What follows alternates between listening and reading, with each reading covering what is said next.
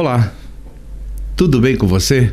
Estamos de volta para começar a nossa semana, para mais uma lição da Escola Sabatina. E esta semana vamos estudar a lição 7, que é o capítulo 8 e o início do capítulo 9. A lição tem como título Ensinando os Discípulos, parte 1.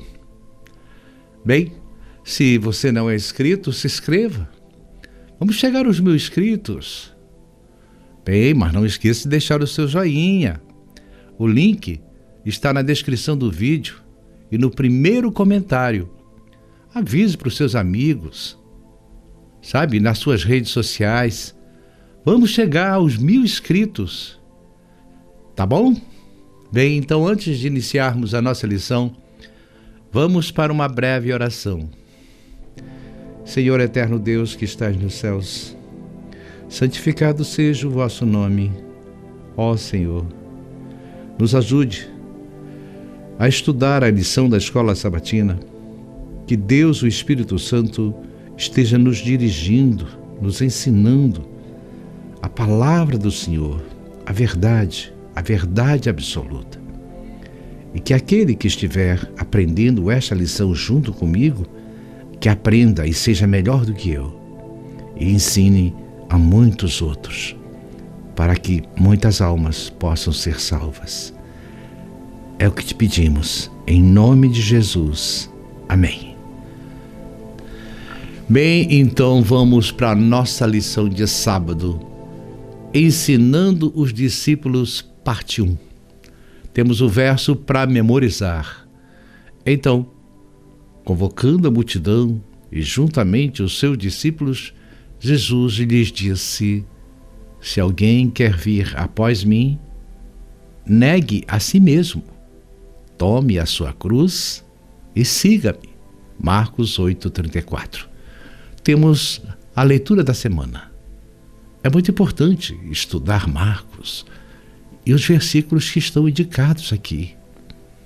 Bem, na lição desta semana estudamos que o reino de Deus é um tema predominante em Marcos.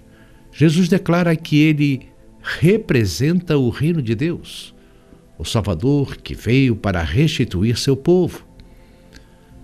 Assim, toda a sua agenda terrena tinha o propósito de cumprir o plano da redenção de Deus. Ninguém podia desviar Cristo da sua missão. Com a dedicação incansável, ele se dedicou totalmente a isso, confirmando a obra terrena de Jesus.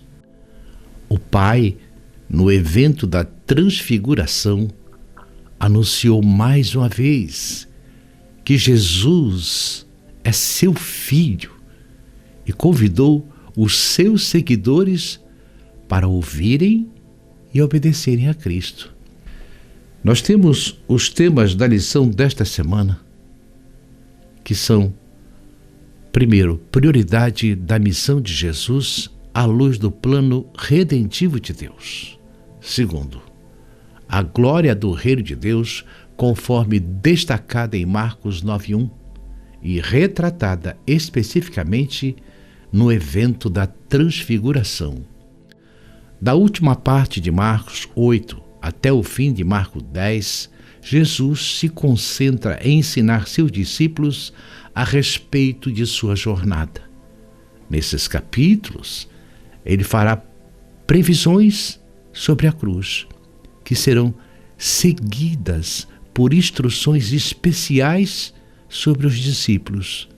Essas lições poderosas continuam relevantes ainda nos dias de hoje. Bem, então não perca a lição de domingo, vendo claramente por que Jesus curou o cego em 2 etapas. É o que vamos estudar amanhã. Até amanhã, se Deus permitir.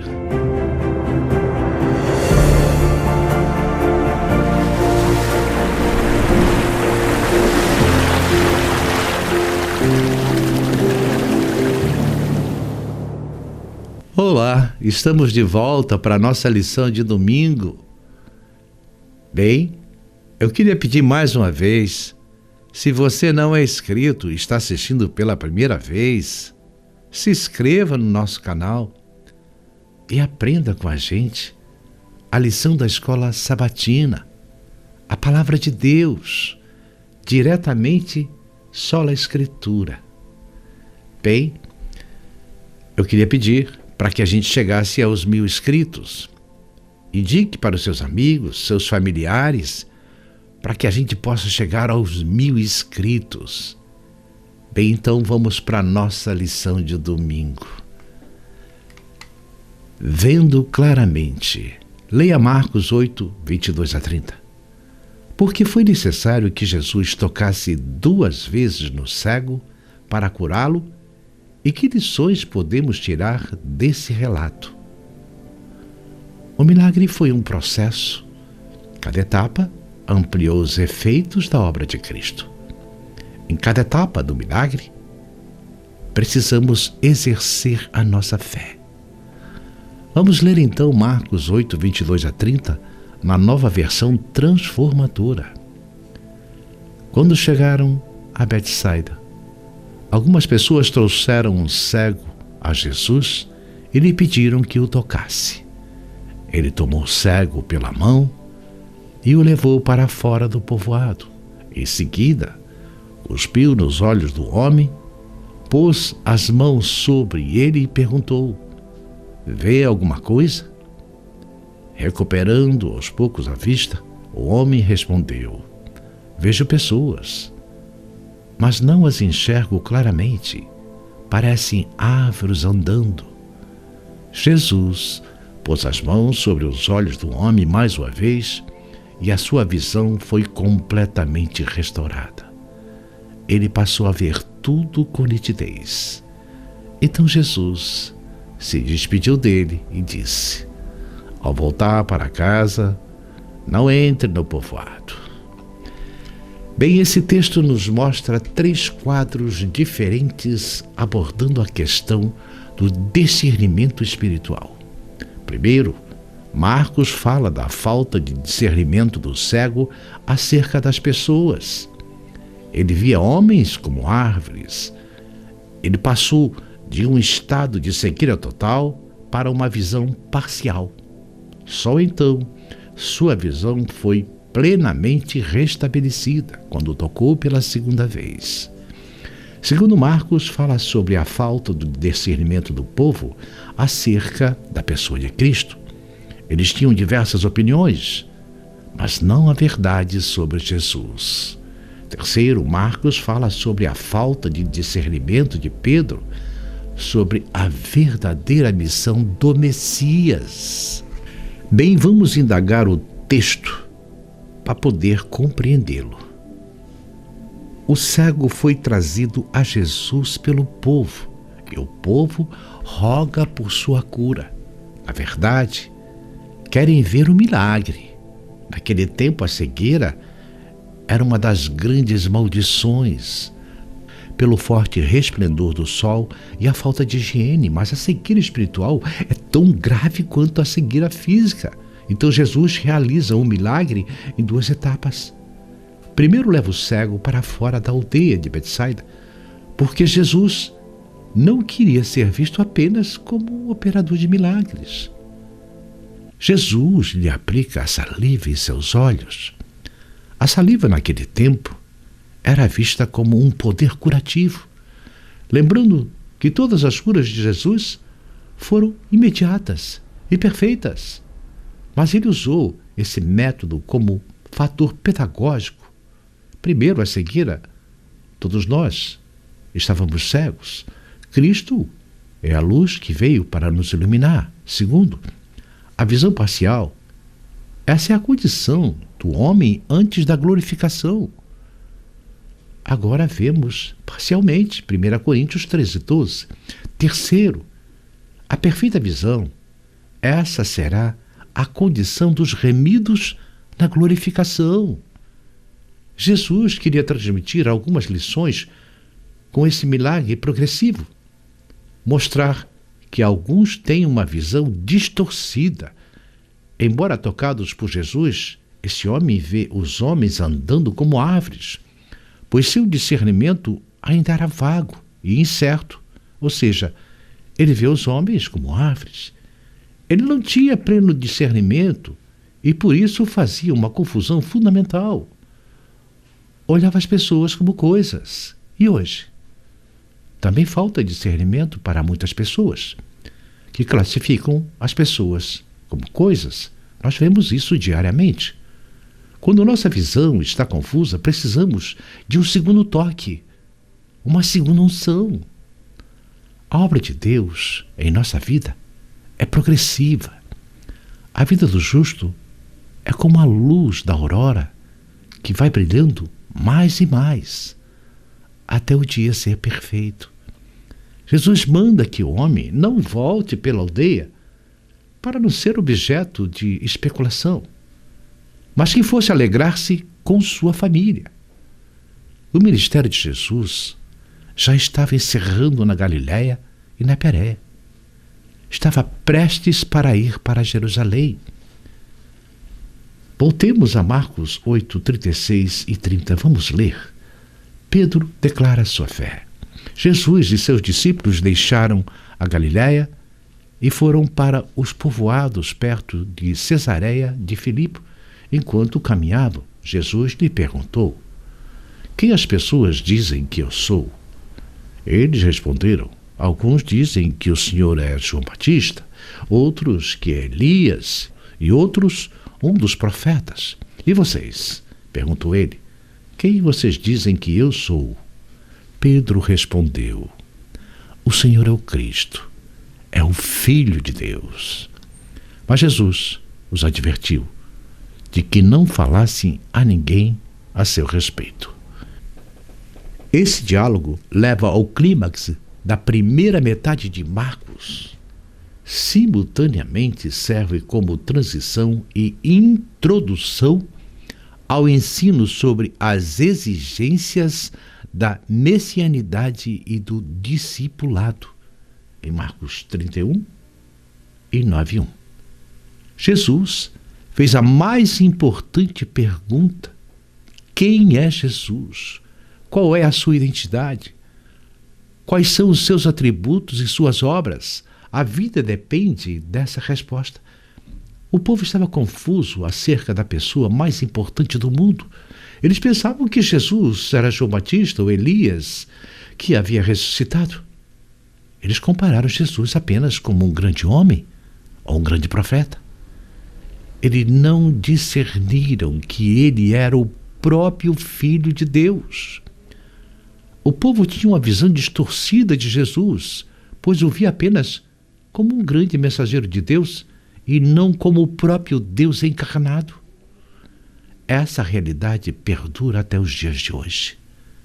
Muitas pessoas ouvem falar, até mesmo o confessam, mas não conhecem como verdadeiro Deus. Mas Pedro fez uma declaração inspirada por Deus. Inspirada por Deus Pai.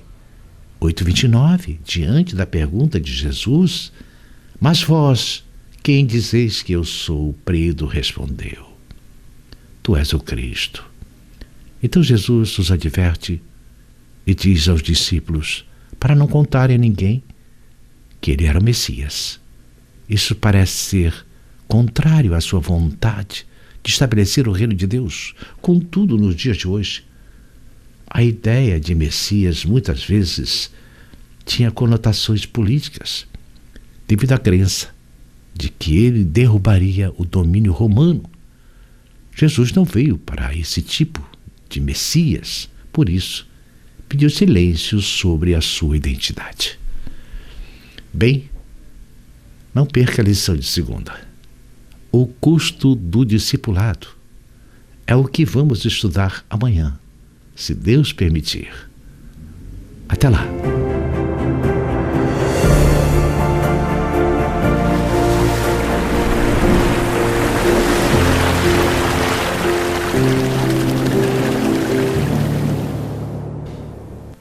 Olá, tudo bem com você?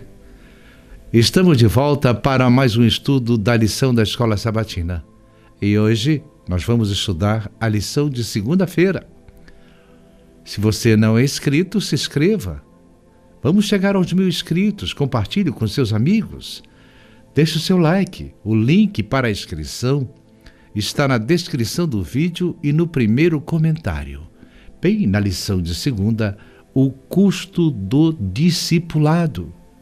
O que Jesus ensinou sobre o custo de segui-lo. Marcos 8, 31 a 38. A grande tensão desse texto é entre sentir prazer neste mundo sem Deus, ou então ter prazer neste mundo em Deus. Jesus sabia que as multidões que o seguiam estavam apenas atrás de milagres e prazeres terrenos e não estavam dispostos a trilhar o caminho da renúncia nem pagar o preço do discipulado. Vamos ler Marcos 8, 31 a 38 na nova versão transformadora. E começou a ensinar-lhes que importava que o Filho do Homem padecesse muito e que fosse rejeitado pelos anciãos e príncipe dos sacerdotes e pelos escribas, e que fosse morto, mas que depois de 3 dias ressuscitaria. E dizia abertamente estas palavras. E Pedro o tomou à parte e começou a repreendê-lo. Mas ele, Jesus, virando-se e olhando para os seus discípulos, repreendeu a Pedro, dizendo: Retira-te diante de mim, Satanás, porque não compreendes as coisas que são de Deus, mas as que são dos homens. E chamando a si a multidão com os seus discípulos, disse-lhes: Se alguém quiser vir após mim, negue-se a si mesmo, tome a sua cruz e siga-me. Porque qualquer um que quiser salvar a sua vida, perdê-la-á. Mas qualquer que perder a sua vida por amor a mim e do Evangelho, esse a salvará. Pois o que aproveitaria o homem ganhar todo o mundo e perder a sua alma? Ou que daria o homem por resgate de sua alma? Porquanto qualquer que entre essa geração adúltera e pecadora se envergonhar de mim e das minhas palavras, também o Filho do Homem se envergonhará dele quando vier na glória do seu Pai com os santos anjos. Mas Jesus não somente abraça o caminho da cruz, mas exige o mesmo de seus seguidores. Foram várias as tentativas para afastar Jesus da cruz. Satanás o tentou no deserto. A multidão quis fazê-lo rei e Pedro tentou reprová-lo, mas Jesus rechaçou todas essas propostas com veemência. Tendo afirmado os requisitos de Deus para o Messias, Jesus declara agora as exigências de Deus para o discipulado. Jesus exige de seus seguidores o espírito de renúncia e sacrifício. Jesus nunca tratou de subornar os homens, oferecendo-lhes um caminho fácil. Não lhes ofereceu amenidades, mas ofereceu-lhes a glória. O discipulado é uma proposta oferecida a todos indistintamente. Jesus dirige-se não apenas aos discípulos, mas também à multidão. O discipulado não apenas para uma elite espiritual, mas para todos quanto quiserem seguir a Cristo. Jesus tem uma espécie de seguidor, discípulos. Ele ordenou sua igreja fazer discípulos e não admiradores. O discipulado é o mais fascinante projeto de vida. Seguir a Jesus requer autonegação. Isso envolve, primeiro, mudar o centro de gravidade da visão concentrada no eu, para a completa adesão à vontade de Deus. segundo uma vontade contínua de dizer não a si mesmo, a fim de dizer sim para Deus. É uma renúncia radical a toda auto-idolatria, em oposição à autoafirmação.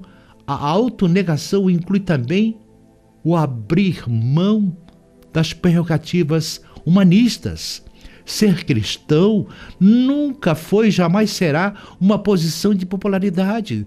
Todos aqueles que querem viver piedosamente em Cristo serão perseguidos. Contudo, é 1000 vezes melhor se confessar a Cristo agora e ser desprezado pelo povo, do que ser popular agora e desonrado por Cristo diante do Pai no dia do julgamento.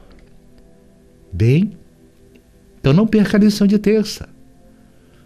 O que foi que Pedro, Tiago e João viram na companhia de Jesus? A resposta é amanhã. Até amanhã, se Deus permitir.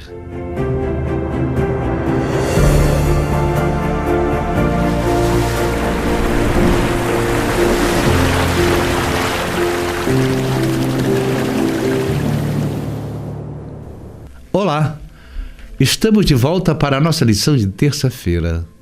Mais uma vez, eu peço, quem não se inscreveu, se inscreva. Vamos chegar aos 1000 inscritos. Compartilhe com seus amigos, nas suas redes sociais. Anuncie que nós estamos estudando o Evangelho de Jesus. O link para a inscrição está na descrição do vídeo e o primeiro comentário. Então vamos para a nossa lição de terça. O monte e a multidão. O que Pedro, Tiago e João viram com Jesus. Marcos 9, 1 a 13. Vamos ler esses versículos de Marcos 9, 1 a 13 na nova versão transformadora? Jesus prosseguiu: eu lhes digo a verdade, alguns que estão aqui neste momento não morrerão antes de ver o reino de Deus vindo com grande poder. Bem, a lição de terça não dá para tirar ou acrescentar qualquer comentário. Não poderia ser melhor. Em Marcos 9:1, Jesus predisse que alguns dos que estavam com ele não passariam pela morte antes de verem a chegada do reino de Deus com poder. E isso se cumpriu alguns dias depois, quando Jesus levou Pedro, Tiago, João sozinhos ao monte. Lá, ele foi transfigurado diante deles na glória do reino celestial. Voltamos então para os nossos versos.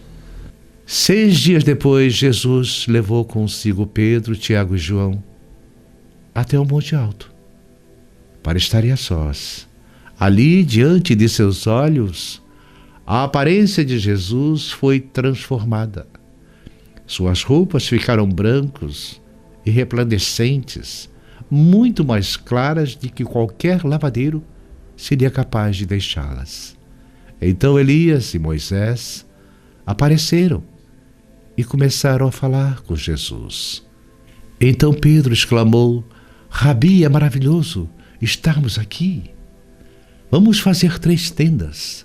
Uma será sua, uma de Moisés e outra de Elias. Ele disse isso porque não sabia o que mais falar, pois estavam todos apavorados. Então uma nuvem os cobriu, e uma voz que vinha da nuvem disse: Este é meu filho amado, ouça-no. De repente, quando olharam em volta, só Jesus estava com eles.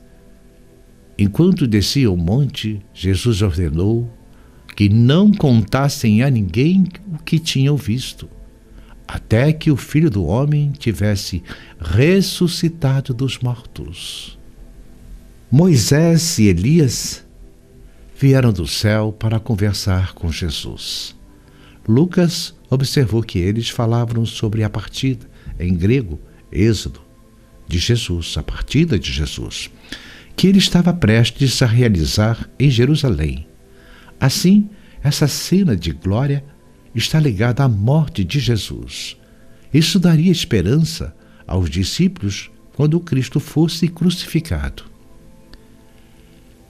Eles guardaram o segredo, mas conversavam entre si com frequência sobre o que ele queria dizer em ressuscitar dos mortos. Então eles perguntaram a Jesus: por que os mestres da lei afirmam que é necessário que Elias volte antes que Cristo venha? E Jesus respondeu: de fato, Elias vem primeiro para restaurar tudo.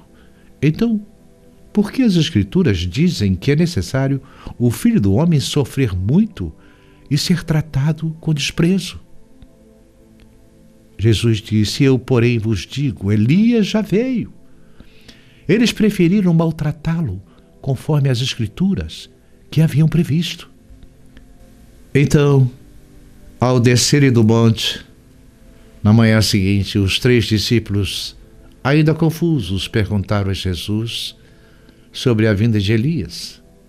É provável que essa ideia estivesse ligada à expectativa de que Elias reapareceria antes do Messias. E Jesus respondeu que Elias já tinha vindo. Estava fazendo referência a João Batista. Assim como haviam matado João, Jesus também seria morto, mas ressuscitaria depois de 3 dias. Depois da noite de glória, com a transfiguração de Jesus, o cenário, no sopé da montanha, estava um caos. Os 9 discípulos não conseguiram curar o menino possuído por um demônio.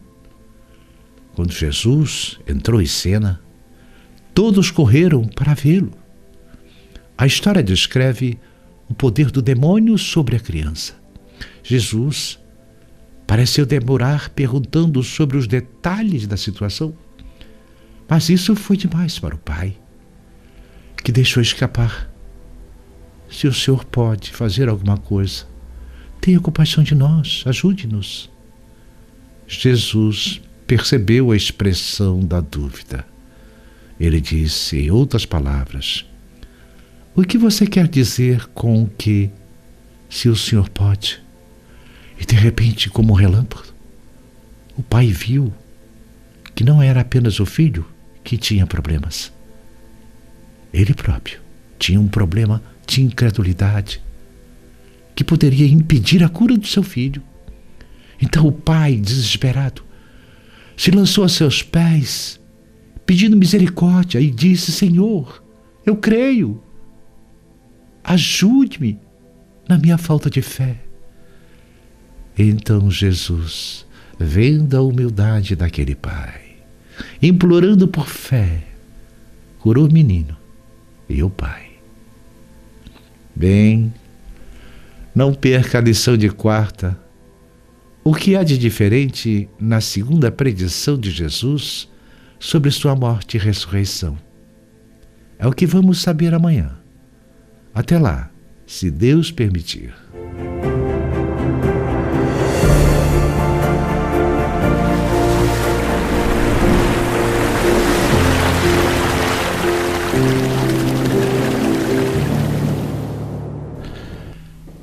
Olá, tudo bem com você? Estamos de volta para a nossa lição de quarta-feira. Se você não é inscrito, se inscreva. Vamos chegar então aos 1000 inscritos. Compartilhe com seus amigos, com a sua família, nas suas redes sociais, para a gente chegar aos 1000 inscritos. Mas não esqueça de acionar o sininho das notificações, porque quando eu postar o vídeo, você recebe e já pode assistir. Bem, então nós vamos para a nossa lição de quarta-feira. Quem é o maior? Leia Marcos 9, 30 a 41. O que há de diferente na segunda predição de Jesus Cristo sobre sua morte e ressurreição? Compare com Marcos 8,31, sobre o que os discípulos discutiam e que instrução Jesus lhes deu. Jesus acabara de falar sobre autossacrifício e os discípulos discutem sobre autopromoção, enquanto Jesus fala que está pronto para dar sua vida. Os discípulos discutem quem entre eles é o maior.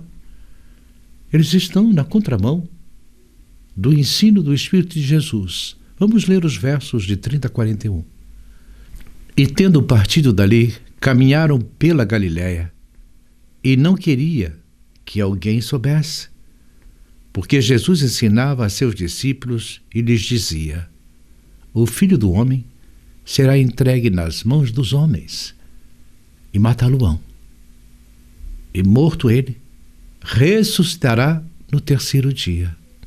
Mas eles não entendiam esta palavra e receavam interrogá-lo: quem é o maior?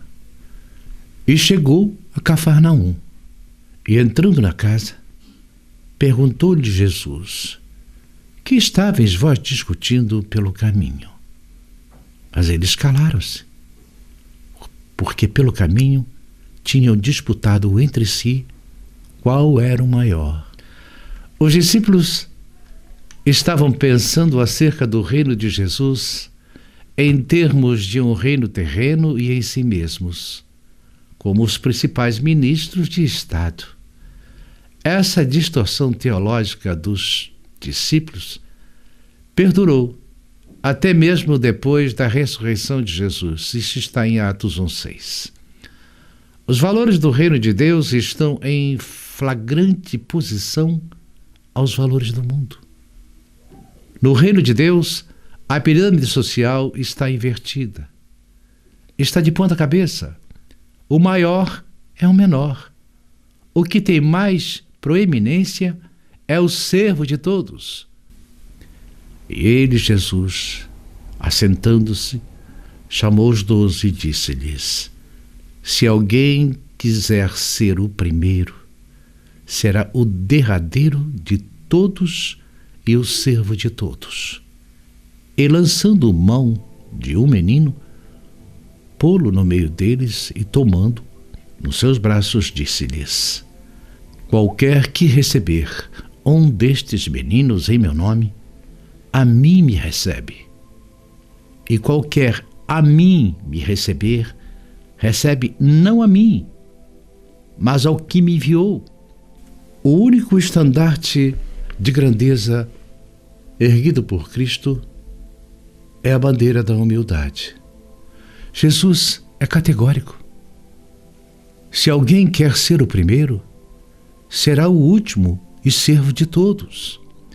A ideia de grandeza para o mundo é exercer poder sobre os outros.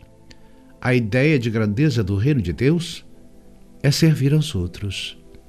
A ambição do mundo é receber honra e atenção, mas o desejo do cristão deve ser dar em vez de receber, servir aos outros em vez de ser servido. Em outras palavras, a pessoa que se esforça em servir os outros é aquela que é o maior aos olhos de Cristo. Naquele tempo, as crianças não recebiam atenção dos adultos. Jesus, entretanto, valoriza as crianças e diz que quem recebe uma criança, a menor pessoa, a menos importante no conceito de sociedade, recebe a ele, e quem recebe essa criança, recebe o Pai que o enviou. Ser grande no reino de Deus é cuidar daqueles que são menos valorizados, daqueles que são os mais carentes e mais necessitados. Jesus encoraja a demonstrar amor, atenção e cuidado aos mais fracos que creem nele. Jesus ensina essa lição de forma comovente, pois toma uma criança em seus braços e diz aos seus discípulos: qualquer que receber uma criança tal como esta, em meu nome, a mim me recebe. E qualquer que a mim me recebe, não recebe só a mim, mas aquele que me enviou. E então João lhe respondeu dizendo: Mestre, vimos um que em teu nome expulsava demônios, o qual não nos segue, e nós lhe proibimos, porque ele não nos segue. Jesus, porém, disse-lhe: Não lhe proibais, porque ninguém há que faça milagres em meu nome e possa logo falar mal de mim. Porque quem não é contra mim é por nós.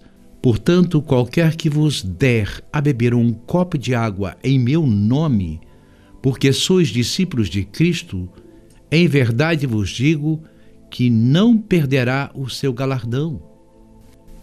João proíbe um homem que expulsava demônios em nome de Cristo, pelo simples fato de não fazer parte dos discípulos, de não estar lutando alinhado com eles. Na teologia de João, somente o grupo deles estava com a verdade. Os outros eram excluídos e desprezados. João pensava que apenas os discípulos tinham o monopólio do poder de Jesus. Mas Jesus repreende os discípulos e acentua: quem não é contra ele, é por ele. A lição que Jesus ensina é clara. Não podemos ter a pretensão de julgar os outros, nem de considerar-nos os únicos seguidores de Cristo, pelo fato de essas pessoas não estarem em nossa companhia. A intolerância e o exclusivismo estreito é o que Jesus está corrigindo.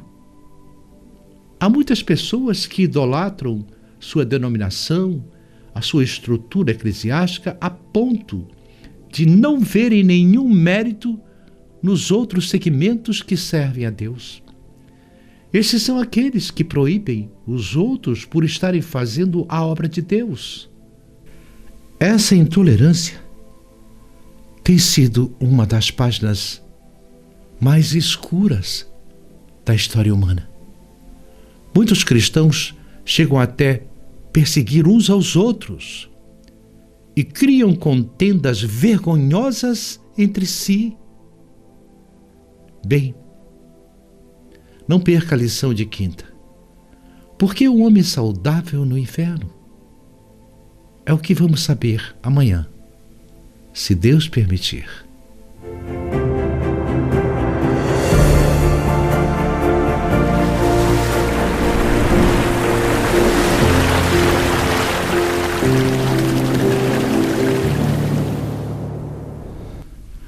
Olá, tudo bem com você?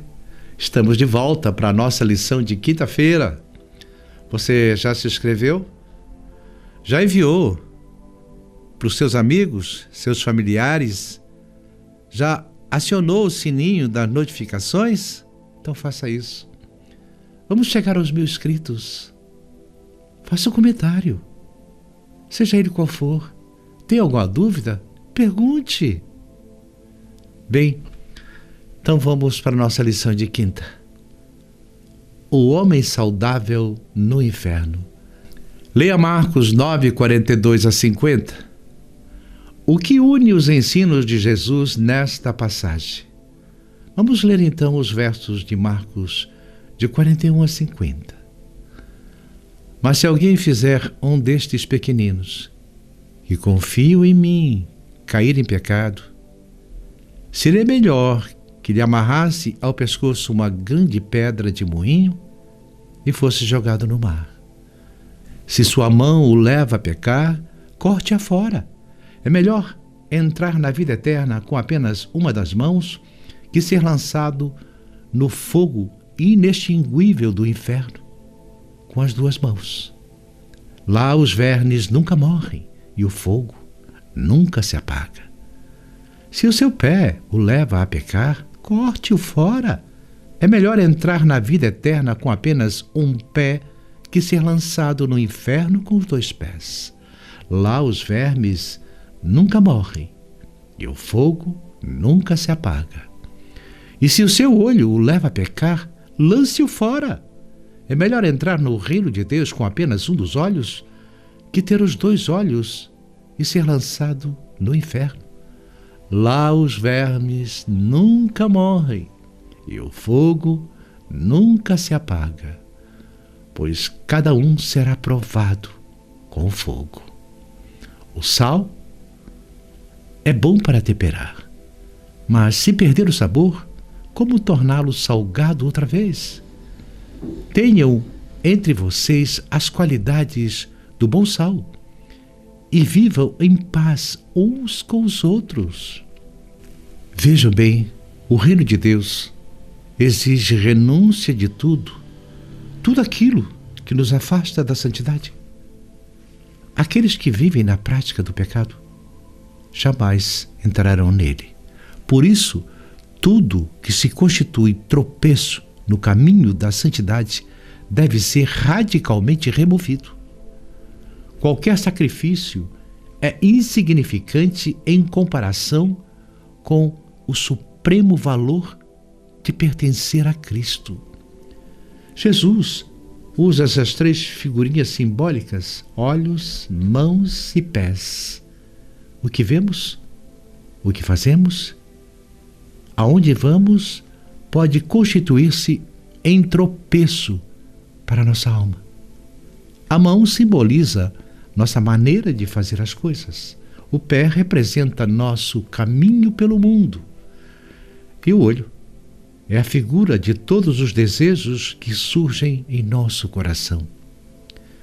Jesus não está recomendando aqui a mutilação física literal, visto que já havia ensinado que o mal procede não dos membros do corpo, mas vem do coração. No reino de Deus seremos perfeitos em tudo e vida plena em toda a eternidade. O pecado e morte não existirão mais. Imagine alguém no céu, sem mãos, sem pernas, cego. Isso foi uma hipérbole, um exagero hebraico que Jesus usou. Jesus está ensinando que devemos ser radicais na remoção de qualquer obstáculo que se interponha entre nosso caminho e o reino de Deus.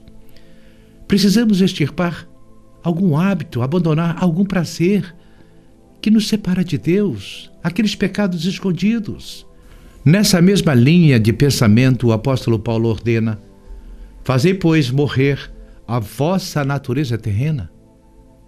Está incluído nisso a separação determinada do pecado. O reino de Deus revela que existe uma condenação eterna para aqueles que rejeitam o caminho da santidade. Jesus, ao falar do inferno e o fogo que nunca se apaga, repetidamente, não está ensinando que o inferno vai arder eternamente. Sodoma e Gomorra não queimam mais. O inferno terá consequências eternas, mas não o fogo em si. Os que se perderem não arderão para sempre, queimarão até serem consumidos pelo fogo. Os perdidos não têm vida eterna, mas serão consumidos pelo fogo no juízo executivo depois do milênio, quando todos os ímpios ressuscitarão para receber a sentença. Então, será o fim do pecado por toda a eternidade. Bem, eu espero que você esteja entre aqueles que estão no céu. Não perca o estudo adicional de sexta-feira. Até lá, se Deus permitir.